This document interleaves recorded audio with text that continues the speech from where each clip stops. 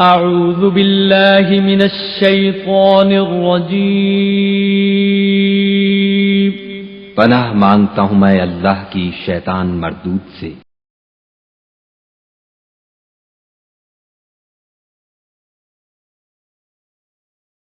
وبشر الذين آمنوا وعملوا الصالحات أن لهم جنات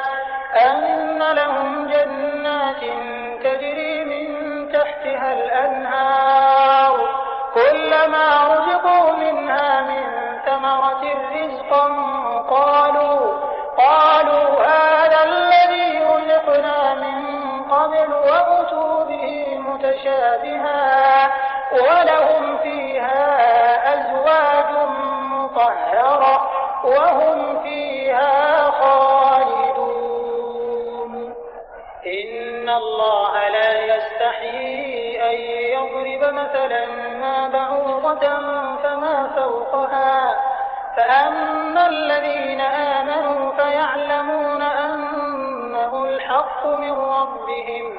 وأما الذين كفروا فيقولون ماذا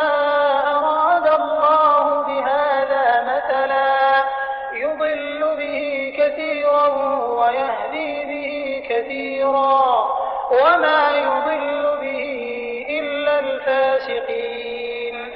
الذين ينقضون عهد الله من بعد ميثاقه ويقطعون ما